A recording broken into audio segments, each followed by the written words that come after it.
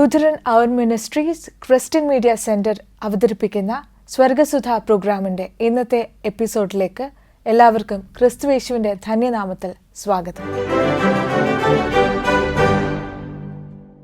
കഴിഞ്ഞ എപ്പിസോഡ് നിങ്ങൾക്ക് ഏവർക്കും അനുഗ്രഹീതമായിരുന്നു എന്ന് ഞങ്ങൾ കരുതുന്നു. ധ്യാനവചസ്, ദൈവസംഗീതം, സുബിൻസ് കൗൺസിലിംഗ് ടോക്ക്, കുട്ടിയോളും ഞാനും, ദൈവസന്നിധി എന്നിങ്ങനെ 5 സെഗ്മെന്റ്സ് കോർത്തിണക്കി ഞങ്ങൾ നിങ്ങൾക്ക് വേണ്ടി ഒരുക്കുന്ന പ്രോഗ്രാമാണ് സ്വർഗസുധ. കഴിഞ്ഞ എപ്പിസോഡിലെ സെഗ്മെന്റ്സ് എല്ലാം നിങ്ങൾക്ക് അനുഗ്രഹീതമായിരുന്നു എന്ന് ഞങ്ങൾ വിശ്വസിക്കുന്നു. ഇന്നത്തെ സെഗ്മെന്റ്സിലേക്ക് നമുക്ക് പ്രവേശിക്കാം. ആദ്യത്തെ സെഗ്മെന്റ് ധ്യാനവചസ്.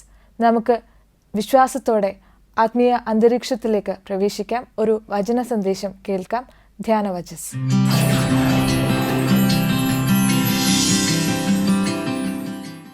കർത്താവായ യേശുക്രിസ്തുവിൻ്റെ ധന്യമുള്ള നാമത്തിൽ ഏവർക്കും സ്നേഹവന്ദനം. വചനാധ്യാനത്തിലേക്ക് ഏവരെയും സ്നേഹപൂർവ്വം സ്വാഗതം ചെയ്യുന്നു.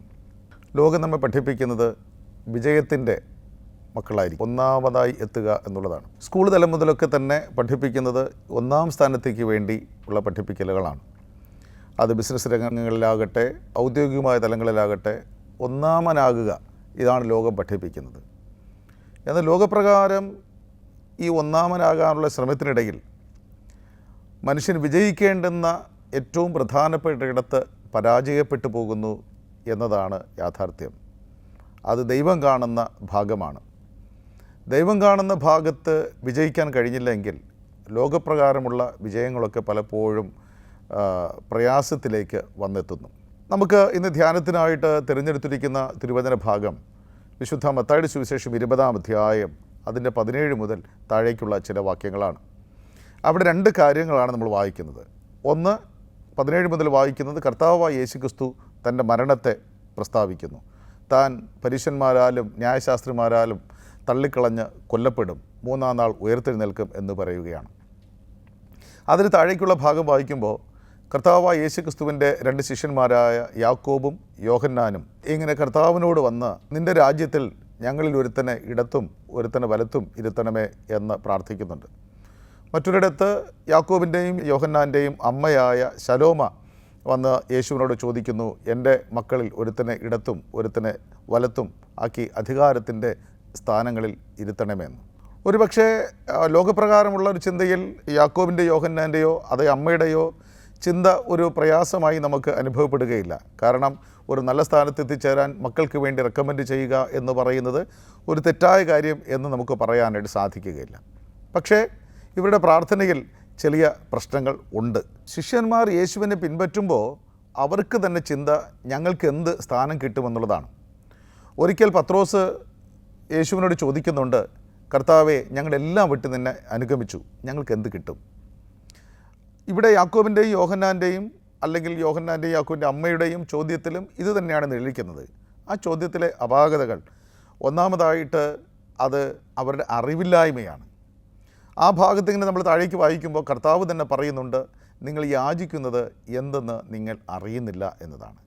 ശരിയായിട്ട് എന്താണ് പ്രാർത്ഥിക്കേണ്ടുന്നത് എന്ന് പലപ്പോഴും അറിയുന്നില്ല എന്നുള്ളതാണ്. ദൈവത്തോട് കർത്താവിനോട് നമ്മുടെ പ്രാർത്ഥനകളൊക്കെ ശരിയായ വിധത്തിൽ പ്രാർത്ഥിക്കാൻ നമുക്ക് അറിയുന്നില്ല എന്നതാണ് പ്രശ്നം. രണ്ടാമത്തെ കാര്യം, അവരുടെ ചോദ്യത്തിൽ നിഴലിച്ച് നിൽക്കുന്നത് അധികാരത്തോടുള്ള അവരുടെ ഭ്രമമാണ്.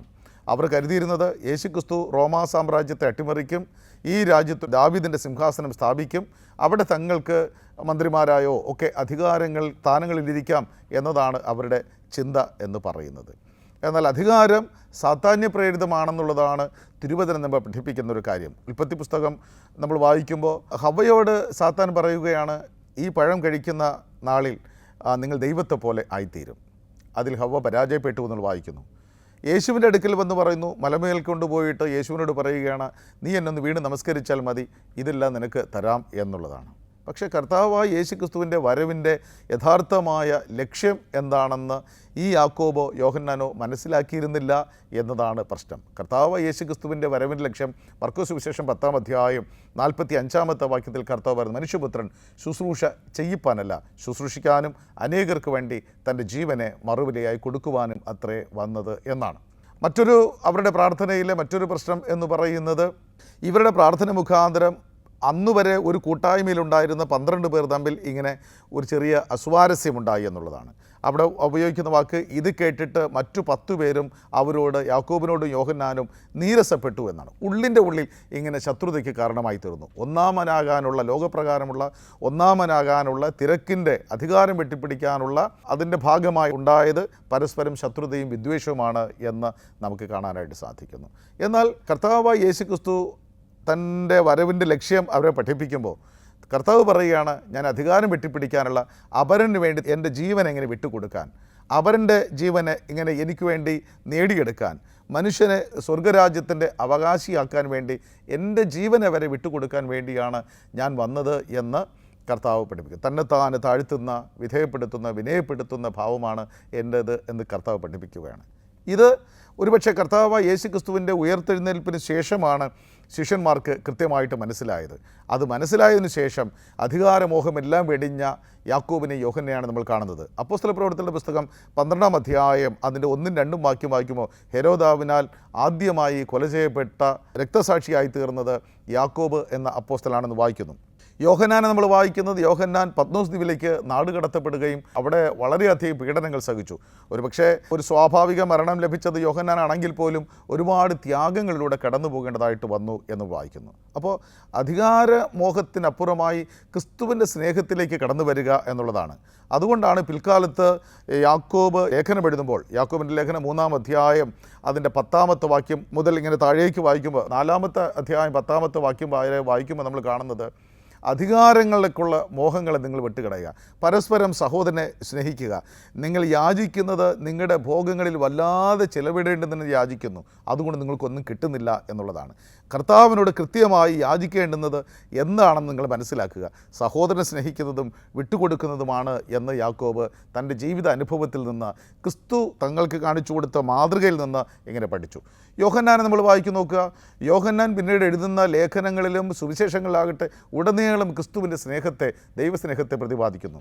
എന്നിട്ട് യോഹന്നാൻ പറഞ്ഞ, സഹോദരനെ സ്നേഹിക്കുന്നതിലും സഹോദരന് വേണ്ടി ജീവൻ വെച്ചു കൊടുക്കുന്നതാണ് യഥാർത്ഥമായ സ്നേഹം.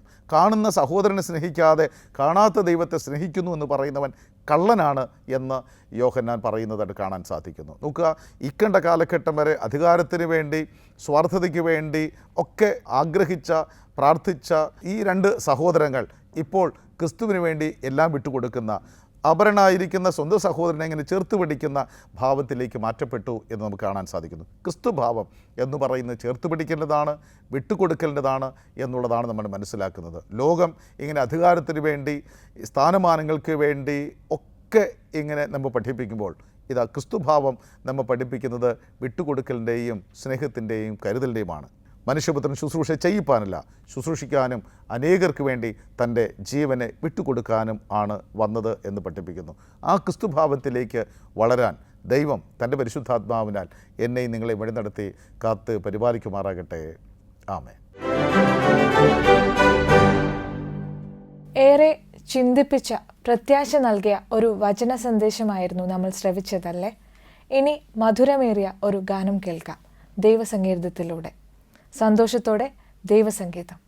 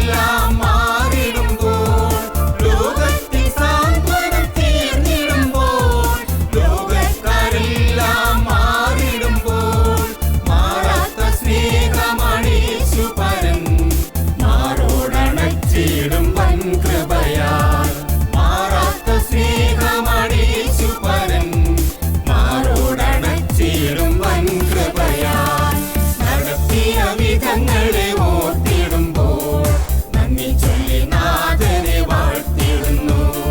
നടത്തിയ വിധങ്ങളെ ഓർത്തിടുമ്പോൾ നന്ദി ചൊല്ലി നാഥനെ വാഴ്ത്തിടുന്നു.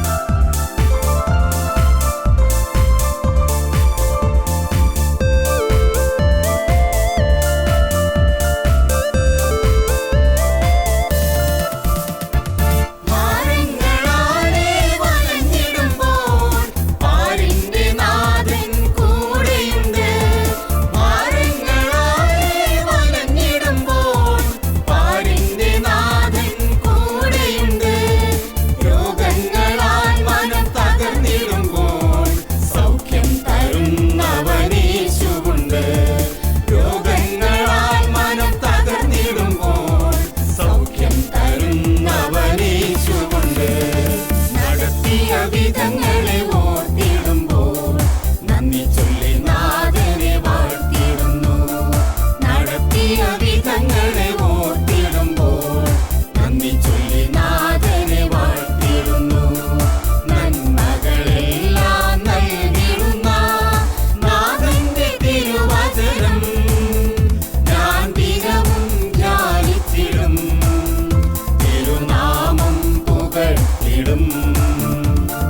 നന്മകളെല്ലാം നൽകിടുന്ന നാഥന്റെ തിരുവചനം ഞാൻ ദിനവും ധ്യാനിച്ചിടും.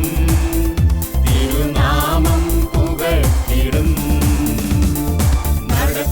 വിധങ്ങളെ ഓർത്തിടുമ്പോൾ നന്ദി ചൊല്ലി നാഥനെ വാഴ്ത്തിടുന്നു. നടത്തിയ വിധങ്ങളെ ഓർത്തിടുമ്പോൾ നന്ദി ചൊല്ലി നാഥനെ വാഴ്ത്തിടുന്നു.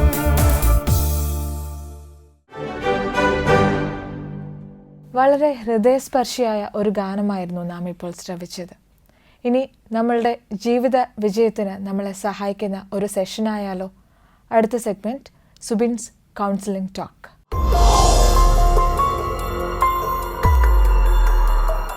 നിങ്ങൾക്കേവർക്കും കൗൺസിലിംഗ് ടോക്കിലേക്ക് സ്വാഗതം. മിടുക്കന്മാർ പഠനത്തിന് ഉപയോഗിക്കുന്ന ചില തന്ത്രങ്ങളെക്കുറിച്ചാണ് ഇന്നത്തെ കൗൺസിലിംഗ് ടോക്കിൽ നമ്മൾ സംസാരിക്കാനായിട്ട് പോവുക. എങ്ങനെയാണ് കുട്ടികൾ പരീക്ഷകളിൽ കൂടുതൽ മാർക്കുകൾ നേടുക എന്ന് പലരും ഞങ്ങളോട് ചോദിക്കാറുണ്ട്. പഠനത്തിന് ബുദ്ധി കൂടിയത് കൊണ്ടാണോ? അതൊരു കാരണം തന്നെ ആയിരിക്കാം. എന്നാൽ അതിനേക്കാൾ ഉപരിയായി സിസ്റ്റമിക്കായി പഠിക്കുന്നവർക്കാണ് കൂടുതൽ മാർക്കുകൾ നേടാൻ കഴിയുക. സിസ്റ്റമിക്കായി പഠിക്കുന്നവർക്ക് 3 കാര്യങ്ങൾ അതുമായി ബന്ധപ്പെട്ട് പറയുകയാണ്. ഒന്നാമത്തെ കാര്യം, സ്മാർട്ടായിട്ട് പഠിക്കണം. സ്മാർട്ടായിട്ട് പഠിക്കാനുള്ള രീതികളിൽ ഏറ്റവും പ്രധാനപ്പെട്ട ഒന്ന് എന്ന് പറയുന്നത് ശരിയായ നോട്ടുകൾ തയ്യാറാക്കണം. അപ്പോൾ നമുക്കറിയാം, നോട്ടുകൾ തയ്യാറാക്കുന്നത് നമ്മുടെ പഠനകാലത്തിൻ്റെ ജീവിതത്തിൻ്റെ ഭാഗമാണ്.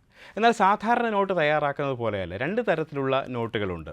ഒന്ന് ക്ലാസ് നോട്ടുകൾ അഥവാ ടീച്ചർ തരുന്ന നോട്ടുകൾ. ടീച്ചർ നിങ്ങൾക്ക് പാഠങ്ങളെക്കുറിച്ചുള്ള അതുമായി സംബന്ധപ്പെട്ട അഭ്യാസങ്ങളുമായി ബന്ധപ്പെട്ട നോട്ടുകൾ തരാറുണ്ട്. വൃത്തിയായി ആകർഷകമായ വിധത്തിൽ നന്നായി ഭംഗിയായി എഴുതി സൂക്ഷിക്കേണ്ടത് ആവശ്യമാണ്.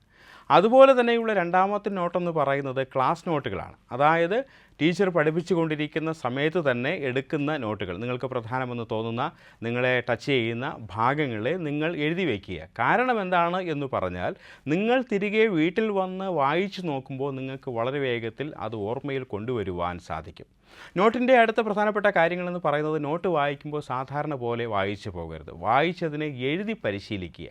അടുത്ത പ്രധാനപ്പെട്ട കാര്യമെന്ന് പറയുന്നത്, എഴുതുന്ന ആ നോട്ടുകൾ അങ്ങനെ തന്നെ വെച്ചിരിക്കാതെ ആ നോട്ടിൻ്റെ അടിയിൽ വ്യത്യസ്ത നിറങ്ങളുള്ള പേനകൾ കൊണ്ടോ പെൻസിൽ കൊണ്ടോ വരയ്ക്കുന്നത് നല്ലതാണ്.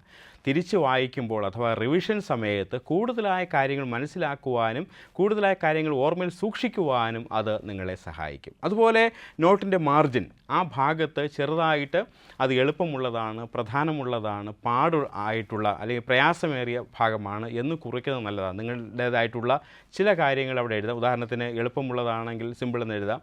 അല്ലെങ്കിൽ പ്രയാസമുള്ള കാര്യങ്ങളാണെങ്കിൽ DF എന്ന് എഴുതാം, അല്ലെങ്കിൽ പ്രധാനപ്പെട്ടതാണെങ്കിൽ IMP എന്ന് എഴുതാം. അങ്ങനെ എന്തെങ്കിലും നിങ്ങളുടേതായിട്ടുള്ള കോഡുകൾ തയ്യാറാക്കി നിങ്ങൾ വെക്കുന്നത് നല്ലതാണ്. അങ്ങനെ വെക്കുമ്പോൾ നിങ്ങൾ തിരികെ പോയി പഠിക്കുമ്പോൾ വളരെ വേഗം തന്നെ അത് മനസ്സിലാക്കുവാനും ഓർമ്മയിൽ തങ്ങി നിൽക്കുവാനും സഹായിക്കും. നോട്ട് പുസ്തകത്തിൻ്റെ അവസാനത്തെ കാര്യമെന്ന് പറയുന്നത് നോട്ട് പുസ്തകത്തിൻ്റെ മാർജിനിൽ വലിയ എസ്സേയൊക്കെ ആണെങ്കിൽ അതിൻ്റെ ചുരുക്കരൂപം എഴുതി സൂക്ഷിക്കുന്നത് ഏറ്റവും നല്ലതാണ്. അങ്ങനെ ചെയ്യുമ്പോൾ തിരികെ ഞാൻ നേരത്തെ പറഞ്ഞതുപോലെ റിവിഷൻ സമയത്ത് പെട്ടെന്ന് തന്നെ കാര്യങ്ങൾ നിങ്ങളുടെ ഓർമ്മയിലേക്ക് ഓടിയെത്തുവാൻ, പരീക്ഷ സമയത്ത് വലിയ പ്രയാസം കൂടാതെ തന്നെ കാര്യങ്ങളെല്ലാം നിങ്ങളുടെ മനസ്സിൽ തങ്ങി നിൽക്കുവാൻ അത് നിങ്ങളെ സഹായിക്കും.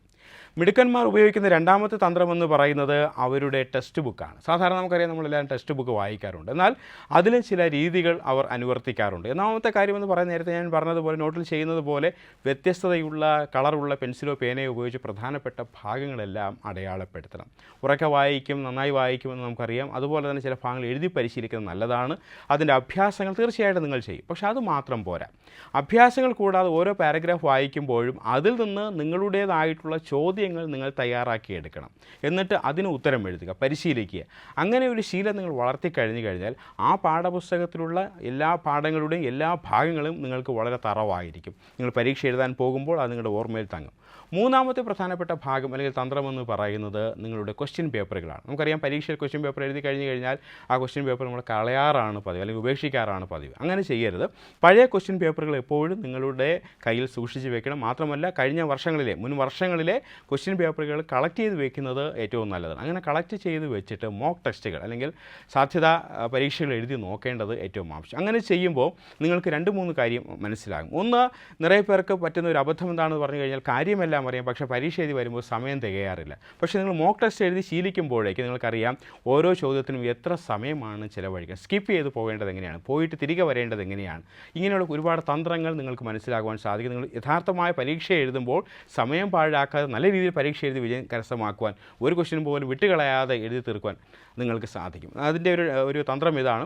ഒരു പരീക്ഷ എഴുതുമ്പോൾ എഴുതി തീർക്കുന്നതിന് മുമ്പ് 10 മിനിറ്റ് മുമ്പ് പരീക്ഷ എഴുതി തീർത്തിരിക്കണം. കാരണം 10 മിനിറ്റ് മുമ്പ് പരീക്ഷ തീർത്താൽ മാത്രമേ 10 നിമിഷം ആ പരീക്ഷയുടെ എഴുതിയ കാര്യങ്ങൾ റിവിഷൻ ചെയ്യാൻ അല്ലെങ്കിൽ റിവൈസ് ചെയ്യാനായിട്ട് നിങ്ങൾക്ക് സാധിക്കുകയുള്ളൂ. അതിൽ തിരുത്തലുകളെല്ലാം നടത്തി നിങ്ങൾക്ക് നന്നായ രീതിയിൽ അത് പെർഫോം ചെയ്യാനായിട്ട് സാധിക്കുകയുള്ളൂ. അടുത്ത കാര്യം എന്ന് പറയുന്നത് ക്വസ്റ്റ്യൻ പേപ്പർ നിങ്ങൾ ഉപയോഗിക്കുമ്പോൾ നിങ്ങൾ മനസ്സിലാക്കുന്ന ഒരു കാര്യം ആവർത്തിച്ചുള്ള ചോദ്യങ്ങൾ ഏതാണ് എന്ന് നിങ്ങൾക്ക് മനസ്സിലാക്കും. അതിനെ കൂടുതലായിട്ട് ശ്രദ്ധ കൊടുത്ത് പഠിക്കുവാനും പരിശീലിക്കുവാനും നിങ്ങളെ മോക്ക് ടെസ്റ്റുകൾ നിങ്ങളെ ഒരുപാട് സഹായിക്കും. ഈ കാര്യങ്ങളെല്ലാം ഓർത്തു വെച്ച് കഴിഞ്ഞാൽ, ഈ കാര്യങ്ങളെല്ലാം മനസ്സിലാക്കി കഴിഞ്ഞാൽ നിങ്ങൾക്ക് പരീക്ഷയിൽ സാധാരണ നിങ്ങൾ വാങ്ങുന്നതിനേക്കാൾ കൂടുതൽ മാർക്ക് നേടുവാനായിട്ട് നിങ്ങൾക്ക് സാധിക്കും. ഇത് നിങ്ങൾക്ക് പ്രയോജനകരമായി എന്ന് വിചാരിക്കുന്നു. മറ്റൊരു നല്ല വീഡിയോയുമായിട്ട് നമുക്ക് വീണ്ടും കാണാം. Thank you. വളരെ അർത്ഥവത്തായ ഒരു ക്ലാസ് ആയിരുന്നു അല്ലേ? ഇനി കൊച്ചു കൂട്ടുകാർക്ക് വേണ്ടി ഞങ്ങൾ ഒരുക്കുന്ന സെഗ്മെൻറ്റ് കുട്ടികളും ഞാനും.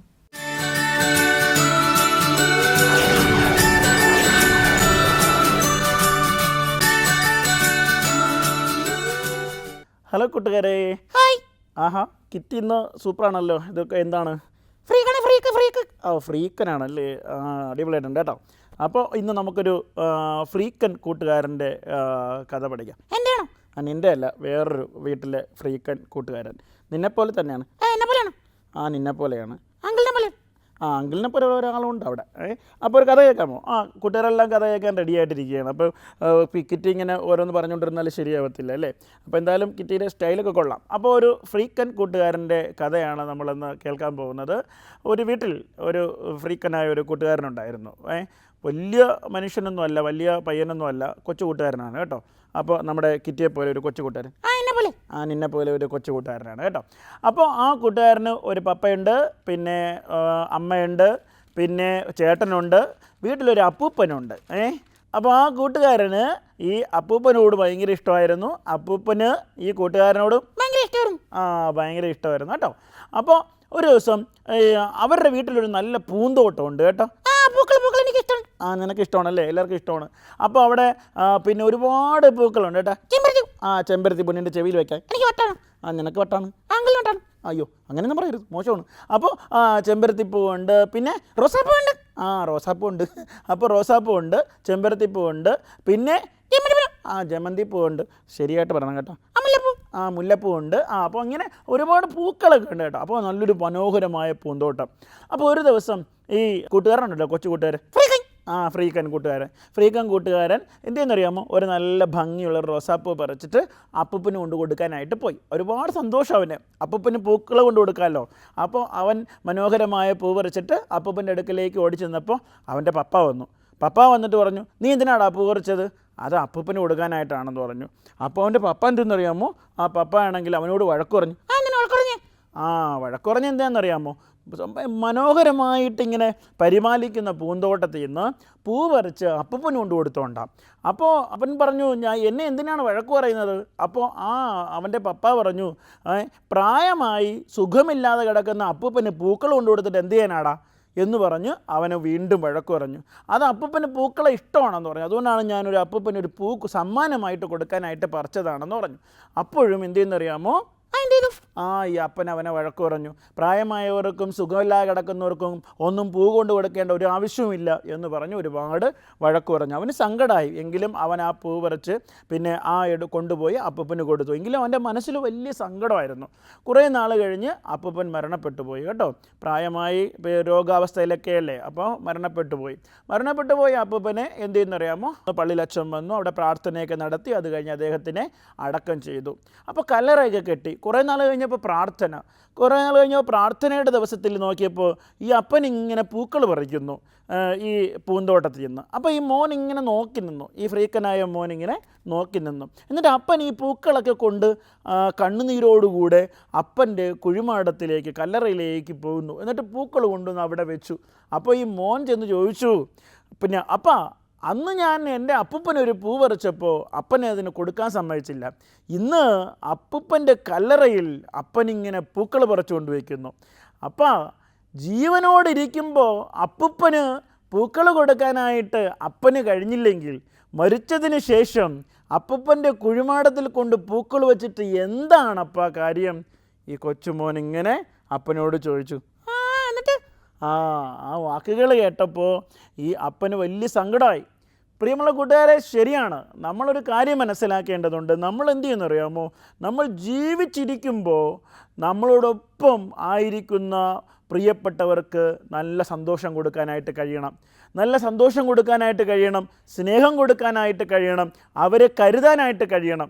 അല്ലാതെ അവർ മരണപ്പെട്ടു പോയതിന് ശേഷം അവർക്ക് കൊടുത്തിട്ട് എന്തെങ്കിലും കാര്യമുണ്ടോ? നിങ്ങൾ കണ്ടിട്ടുണ്ടോ ചില മരണ വീടുകളിൽ പിന്നെ പുതിയ സാരി, പുതിയ മുണ്ട് ഒക്കെ കൊണ്ടുവന്ന് ഓരോരുത്തർ കൊണ്ടുവന്ന് ഈ ശരീരത്തിൽ കൊണ്ടുവന്ന് ഇടും അല്ലേ? അവർ ജീവിച്ചിരുന്നപ്പോൾ കൊടുക്കാത്തത് മരിക്കുമ്പോൾ കൊടുത്തിട്ട് എന്തെങ്കിലും പ്രയോജനമുണ്ടോ? അവർക്കത് ഉടുത്തുകൊണ്ട് നടക്കാൻ കഴിയുമോ? ഇല്ല അല്ലേ? അപ്പോൾ ജീവനോടിരിക്കുമ്പോൾ സ്നേഹിക്കാനായിട്ട് കഴിയണം, കൊടുക്കാനായിട്ട് കഴിയണം അല്ലേ? അതാണ് ദൈവം പഠിപ്പിക്കുന്നതും അല്ലേ? യേശുപ്പച്ചൻ വചനം പഠിപ്പിക്കുന്നുണ്ട്. പിന്നെ എന്താണ് 4-ാമത്തെ കൽപ്പന നമ്മൾ പഠിക്കുന്നുണ്ടല്ലേ, നിനക്ക് നന്നായിരിക്കാനും ദീർഘായുസ് ഉണ്ടാകുവാനും അപ്പനെയും അമ്മയെയും ബഹുമാനിക്കുക എന്ന്. മുതിർന്നവരെയൊക്കെ ബഹുമാനിക്കാൻ, അവരെ സ്നേഹിക്കാനും, അവരെ കരുതാനും, അവർക്ക് കൊടുക്കാൻ കഴിയുന്ന സന്തോഷമൊക്കെ കൊടുക്കാനും നമുക്ക് എന്ത് ചെയ്യണം? എപ്പോൾ? അവർ ജീവിച്ചിരിക്കുമ്പോൾ അല്ലേ? അപ്പോൾ അതാണ് നമ്മൾ ചെയ്യേണ്ട ഒരു കാര്യം. അപ്പോൾ 4-ാമത്തെ കൽപ്പന, അതാണ് ഇന്നത്തെ ചോദ്യം. ഏത് പുസ്തകത്തിൽ എത്രാം അധ്യായത്തിൽ എത്രാമത്തെ വാക്യം എന്ന് കണ്ടുപിടിക്കുക. കഥ എല്ലാവർക്കും ഇഷ്ടമായല്ലോ. സന്തോഷത്തോടെ സ്നേഹത്തോടെ മറ്റുള്ളവർക്ക് എപ്പോഴും നന്മ ചെയ്ത് ജീവിക്കാനായിട്ട് നിങ്ങൾക്ക് കഴിയട്ടെ. ദൈവം നിങ്ങളെ അനുഗ്രഹിക്കട്ടെ. അപ്പോൾ ഓക്കെ, ബൈ ബൈ, ടാറ്റാ. കൂട്ടുകാർക്കെല്ലാം ഇന്ന് നിങ്ങൾ കേട്ട ബൈബിൾ സംഭവം ഇഷ്ടപ്പെട്ടോ? അതിൻ്റെ അവസാനം ഒരു ചോദ്യം ചോദിച്ചില്ലേ? അതിൻ്റെ ഉത്തരം നിങ്ങൾക്കറിയാമെങ്കിൽ എത്രയും വേഗം അതിൻ്റെ ഉത്തരം ഞങ്ങൾക്ക് എഴുതി അയയ്ക്കുക. ഞങ്ങളുടെ അഡ്രസ്സും വാട്സാപ്പ് നമ്പറും ഈ പ്രോഗ്രാമിൻ്റെ അവസാനം നിങ്ങൾക്ക് നൽകുന്നതാണ്. വിനോദവും വിജ്ഞാനവും ഒക്കെ നൽകുന്ന സെഗ്മെൻറ്റുകൾക്ക് ശേഷം ഇനി അല്പനേരം നമുക്ക് ദൈവസന്നിധിയിലായിരിക്കാം. അടുത്ത സെഗ്മെൻറ്റ് പ്രാർത്ഥനയോടെ നമുക്ക് ആയിരിക്കാം ദൈവസന്നിധി.